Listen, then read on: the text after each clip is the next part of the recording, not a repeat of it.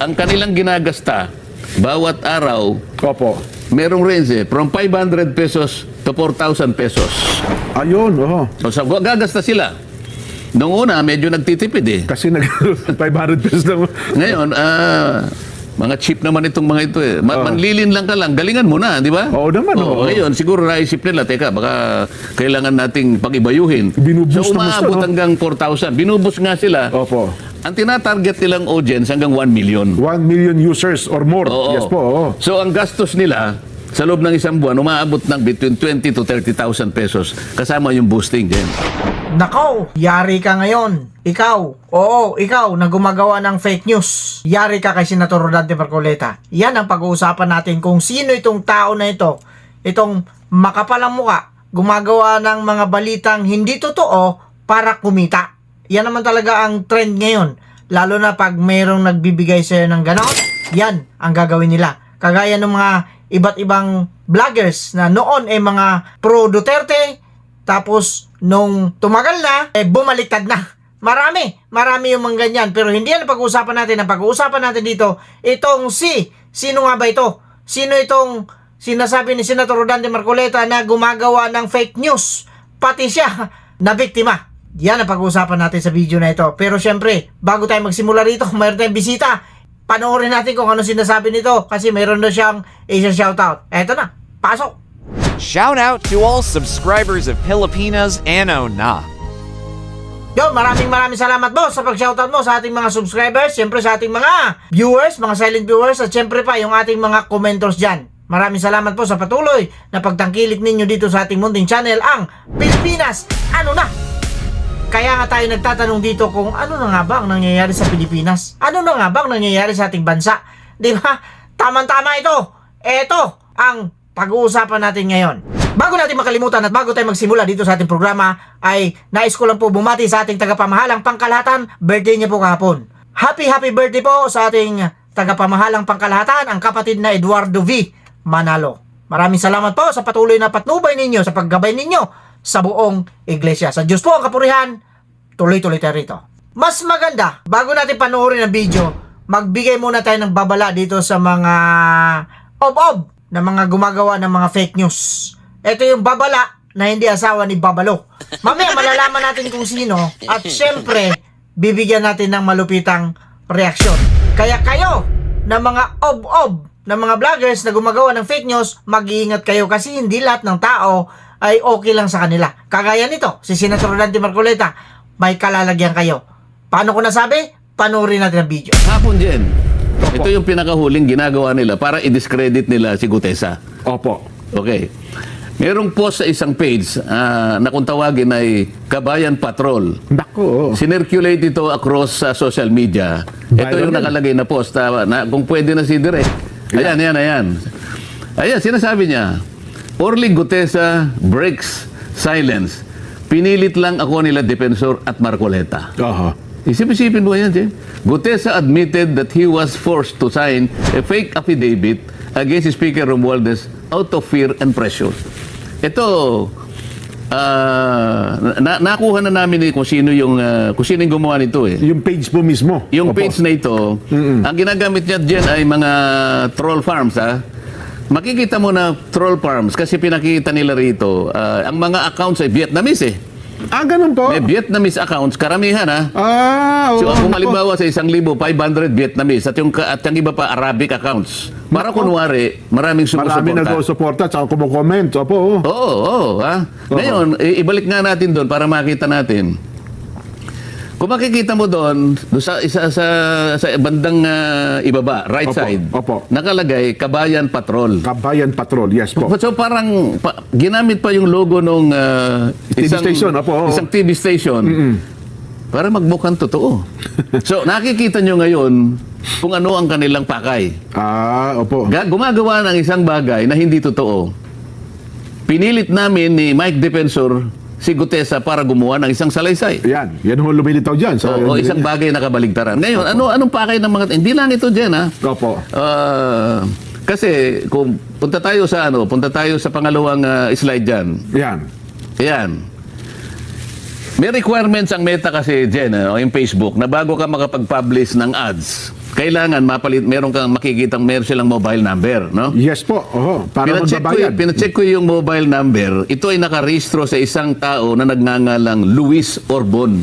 Ayan, oh. Luis Orbon. Oo. Okay. So, isa sa pangalawang requirements ng Meta, kailangan meron kang email. So, makikita mo dyan ang email nila. Ayan, oh. Oho. hello@cdgminds.com. Oh, Ang ano kasi, CDG Media yung, Minds.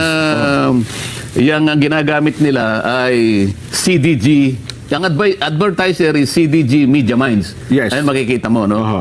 So, yung phone number nakarehistro kay Luis Orbon, ayan ang email nila. At ang website nila, nandyan din dyan, mababasa mo, cdgmediaminds.com. Opo. Ang address nila ay Pasig City, NCR. Yes po. Oho. So, kung nakikinig si Luis Orbon dyan, Kung totoong tao ba niyan? oo, nagtatago bilang CDG Media Minds sa anino ni Luis Orbon. Oho. Huwag ka na magtago sapagkat alam mo, kilala kita. Akin mo ba? Kilala niyo ba?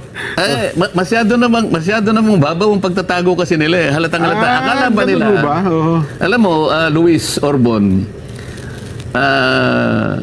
siguro maaring na-underestimate mo ko na hindi ko kayang suriin kung nasaan ka o kung sino ka. Oo nga. Makukuha kita eh. Maghintay ka lang.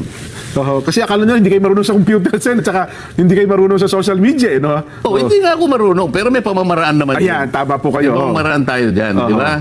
Ngayon, puntahan natin yung ibang slide natin. Oh, yan. Ayan itong CDG Media Minds ay nag-handle ng 4 na pages sa Facebook yan. Bukod doon, meron pa sa Oo. iba. Ay, kaya sila ang sabay-sabay na nag-launch ng fake news campaign Opo. at binuboost nila, binabayaran nila laban kay Orlig Gutesa. Ayan, makikita nyo isa-isa yan, ano? Oh. Yung number 1, ito yung Kabayan Patrol. Ayan, Opo. nakikita mo. Mm-mm. Ang pangalawa, dapat alam mo. Sabi niya, Ayan, no? opo. Ayan, Dapat makikita alam mo, nyo yung, opo.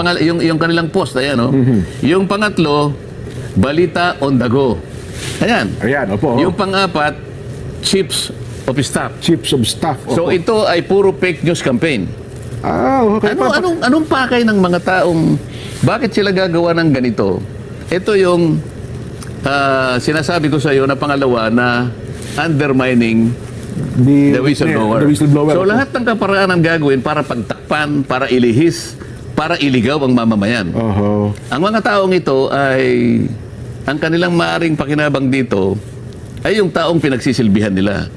Siyempre, Po. kumikita sila dyan Oho. doon sa mga taong napagtatakpan ng kanilang paglilihis. Yung kanilang agenda. Opo. At para iligaw ang ating mga kababayan na maaaring maisip nga nila na, ganun pala yun, ganito pala yun. Oho. Kaya natin dinidiscuss dyan para malaman ng taong bayan na ito ay puro fake news na ginagawa nila para magtakip, para isalba, para proteksyonan Oho. ang mga nasa likod ng mga iniimbestigahan natin. At kung nanonood ba yun, nabasa mo ito ni Gutesa, baka humina ang loobin, ho. Oo. Kasi puro, nasaan si Gutesa, nasaan si Orly. Pare-parehasan, ho. Iba't ibang uri ng ads. Puntahan natin yung isa pang slide direct. Oo. Ayan, tingnan mo yan. Iba't ibang uri ng ads na puro paninira, iisang target. Si Marine Sergeant Gutesa Oo. at ako. Yan, ay may git na 10 ads yan, Jen. Ano? Ito ay ni loans October magmula 24. no October 24 hanggang October 29. So talaga palang ano, no? So, ito pa. Alam mo, ang kanilang ginagasta bawat araw, Opo. merong range from 500 pesos to 4,000 pesos. Ayun, oho. So, gagasta sila. Noong una, medyo nagtitipid eh. Kasi 500 pesos lang. Ngayon, mga cheap naman itong mga ito eh. Manlilin lang ka lang, galingan mo na, di ba? Oo naman, oo. Ngayon, siguro naisip nila, teka, baka kailangan nating pag-ibayuhin. Binuboost So, na umaabot gusto, no? hanggang 4,000. Binuboost nga sila. Opo. Ang tinatarget nilang audience hanggang 1 million. 1 million users or more. Oo. Yes po, oo. So, ang gastos nila, sa loob ng isang buwan, umaabot ng between 20 to 30,000 pesos. Kasama yung boosting din. Oo. So, ano ang pakay nila? Oo. Manlin lang. Oo. Mailigaw ang taong bayan. At So, ang talaga, gastos oo. ay ganun karami para sa ganun, patakbuhin yung kanilang mga ads. So kung mga ganon, times 10, kasi mga 10 pala, iba't ibang lugar saan, no? Mo. Ibubus nilang lahat. Mamalak kahit pa paano. So, gumagasta sila talaga. So, Opo, oo. sa uling slide, pakita natin para makita natin. Itong mga slides na to, Jen, makikita mo, pinamonitor ko yan magmula ng January 2025. Opo. Mga post ito, Jen, na puro papuri sa administrasyon. Pero same page po. Same page. Same page, oo. Yan ay puro papuri sa administrasyon. Ngayon ang kabalintunaan dito, kung ang administrasyon gusto niyang malinis ang skandal na ginawa ng flood control, Opo. bakit ngayon nag-sip sila dun sa paninira Character assassination na nangyayari.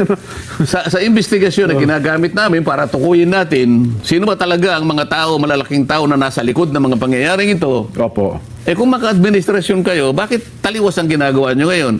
Sinisiraan nyo ang mga taong lumabas para ngayon pagtibayin, tukuyin, makilala kung sino yung mga malalaking tao. Ba't nagsimula kayo ngayon gumawa ng fake news October 24 hanggang October 29? Oho. Alam mo kung bakit? Opo, bakit po?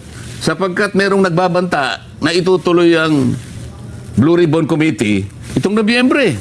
November 14 daw po, Sen. Ano? Yari ka ngayon. Huling-huli ka. Pero hindi ka muna kulong. Pero wag kang mag-alala, baka mamaya dumating ka sa ganong punto. Eto yon. Sinasabi ni Senator Rodante Marcoleta na gumagawa ng mga fake news at kung kani-kanino nagtatago itong tao na ito. Akala niya siguro hindi siya matutunton ni Senator Rodante Marcoleta, kagaya ng sinabi ni Kuya Jenjan na baka iniisip po nila sa'yo, Senator, na hindi ka marunong sa computer. Tama naman yung sagot ni Senator Rodante Marcoleta. Hindi nga ako marunong, pero may mga pamamaraan tungkol dyan. Eto na yun. Ob ka. Yari ka ngayon. Ang pangalan niya maliwanag na maliwanag. Ang ginamit niyang pangalan, Luis Orbon. Shoutout sa iyo, Luis Orbon. Ob ka. Mga kapatid, mga kababayan at mga boss, kung sino man ang nakakakilala nitong Luis Orbon na ito, kung tao man ito, o kung hayop ito, o kung animal ito, i-message natin si Senator Rodante Marcoleta. Pero sabi nga ni Senator Rodante Marcoleta, kilala niya na ito eh. Kaya lilit ang mundo mo ngayon. Ob ka kasi. Gumagawa ka ng kalokohan at nagtatago ka pa. Ginagamit nyo pa yung logo ng isang istasyon kung saan nawala sa Arian. Tapos ito, nagbabalik kayo. Sa pangalan pa lang. Ang nakalagay rito, Luis Orbon. Ang kanyang email address, hello@cdgmines.com. Taga Pasig City pala itong ob na ito. NCR, National Capital Region. Saan ka man sa Pasig, ob ka, maliit ang Pasig para sa'yo. Madali kang matuntun dyan. Kung nasa Pasig ka na rin lang, tumawid ka doon sa Marikina para hindi ka makita. Pero kahit tatawid ka pa sa Marikina, pupunta ka pa sa Taguig, or ikutin mo pa yung, patras ka, papunta ka ng Tipolo, makikita at makikita ka pa rin. Hanggat nandito ka sa Pilipinas, pwede na lang. Kung gagayahin mo siguro yung amo, siguro empleyado ito ni Saldico. Yung nandun na ngayon, nagtatago na ngayon, ayaw nang bumalik dito sa Pilipinas. Baka empleyado nila ito. Bakit? Bakit natin nasabi? Kaya nga sabi ko baka eh. Kasi ito lang naman yung mga motibo. Ito lang naman yung mga dahilan para sirain itong si Marine Sergeant Gutesa. Akalain ninyo gumawa ng kwento? Si Gutesa raw nagsalita na. Pinilit lang daw ni Senator Rodante Marcoleta at ni dating Congressman Mike Defensor. Yan ang sinasabi natin dito. Akala ninyo lagot ka, isusumbong kita. Ngayon, kung sino man ang nakakalam dito, isumbong ninyo, i-comment ninyo dyan sa baba at ipaparating natin kay Senator Rodante Marcoleta para may kalagyan itong ob na ito. Talagang may kalalagyan ito. Hindi basta-basta yung ginawa mo. Siyempre, malakas ang loob nito dahil nga, malaking isda ang nasa likod niya. Pero kahit gaano kalaki pa yung isda na nasa likod mo, ob ka, kayang-kaya kang panain. Papanain ka. Dahil isda ka rin naman. Paano ba hulihin ang isang isda? Pwede sa lambat, pwede sa itak, pwede sa pana, pwede sa badil kung tawagin sa amin, dinamita, pwede kung ano-ano pa. Basta gusto mo hulihin yung isang isda, madali lang yan. Kasi kung hulugan mo yan ng pain, matagal yan. Kasi matalino yung isda na yan. Hindi yan kakain sa pain mo, baka sabihin niya, ano palagay ninyo sa akin, chip ako? Nasanay na kasi ito sa mga pagkain na galing sa mga nakaw na pera. Ito yung pinag-uusapan natin dito, yung nakaw na pera. Saan napunta itong mga nakaw na pera ito? Ninakaw ng mga ob ng mga kawatan sa gobyerno. Di ba? Napansin nyo, kaya ikaw, ulitin ko, ang pangalan nito, Luis Orbon. Magtago ka na. Ob ka. Papasig-pasig ka pa. Inayupak ka. Ang kapal ng pagmumukha mo dahil sa pera, ayari ka ngayon. Malamang hindi ito yung tunay niyang pangalan. Itong Luis Orbon na ito. Kasi nagtatago ito dyan sa pangalang Luis Orbon. Yan opinion ko lang naman, reaction ko. Kasi kung gagawa ka ng masama, yung totoong pangalan mo, itatago mo talaga yan. Hindi mo yun ipapakita. Kagaya nito, natunton ni Senator Rodante Marcoleta, matalino yan. Akala nyo kasi ob-ob. Yan kasi ang sinasabi ninyo. Ob-ob si Senator Rodante Marcoleta, bumabalik sa inyo. Mas ob-ob kayo. Matalino yan. Paano nalaman yung pangalan mong Luis Orbon ka na? Or ob-ob. Dapat or ob-ob ang pangalan nito eh. May pahilo-hilo ka pa ha? Hello CDG Mines. Mines mo mukha mo. Parang nagtitinda sa online siguro ito eh. Mine. Yari ka ngayon sa Pasig City. Kung sino nakakalam nito. Itong Orbon na ito. O dapat mag-face mask din ito. Tapos magtago sa bundok. Kagaya ng isang vlogger na ob-ob. Magsama-sama kayo. Ang sarap ninyong pag-uumpugin.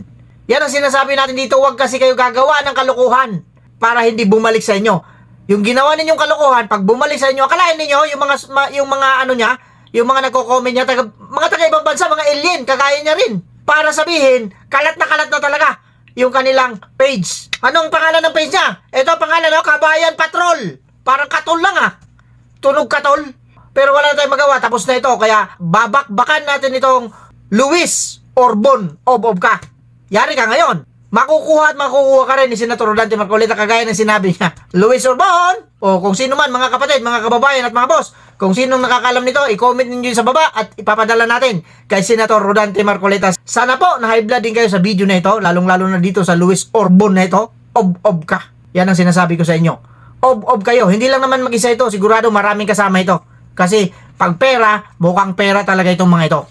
Ang sarap pagsasampalin ng pera itong mga ito. Luis Orbon, magtago ka na hanggat gusto mo. With that, kagaya na sinasabi natin dito, mag-iingat po tayong lahat. Puwira lang sa mga taong fake news. Mga ob-ob. Ob-ob.